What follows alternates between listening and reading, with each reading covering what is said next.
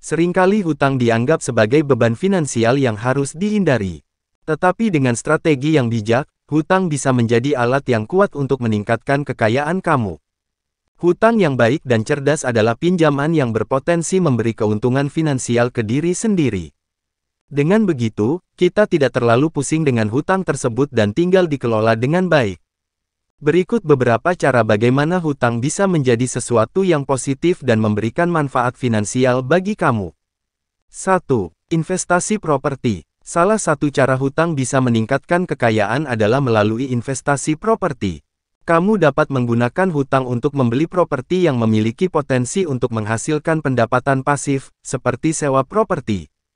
Hutang yang diperoleh untuk membiayai investasi ini dapat dianggap sebagai investasi produktif, dan pendapatan dari properti tersebut dapat digunakan untuk membayar hutang dan membangun kekayaan jangka panjang. 2. Pendidikan. Mengambil hutang untuk pendidikan bisa menjadi investasi dalam diri sendiri yang berpotensi meningkatkan penghasilan kamu di masa depan. Dengan mendapatkan kualifikasi tambahan atau peningkatan kompetensi, kamu dapat memperoleh peluang pekerjaan yang lebih baik, yang pada gilirannya dapat meningkatkan potensi penghasilan kamu. 3. Investasi dalam bisnis. Jika kamu memiliki rencana bisnis yang solid, mengambil hutang untuk mendanai atau memperluas bisnis kamu bisa menjadi langkah yang cerdas. Hutang ini dapat membantu memperluas usaha kamu, meningkatkan pendapatan, dan pada akhirnya meningkatkan nilai bisnis kamu. 4. Investasi di pasar keuangan. Hutang cerdas juga dapat digunakan untuk berinvestasi di pasar keuangan. Misalnya, kamu dapat memanfaatkan margin trading di bursa saham atau membeli obligasi yang menghasilkan pendapatan tetap. Dengan pertumbuhan investasi yang lebih cepat dibandingkan dengan tingkat bunga hutang, kamu bisa menghasilkan lebih banyak uang daripada yang kamu bayarkan dalam bunga.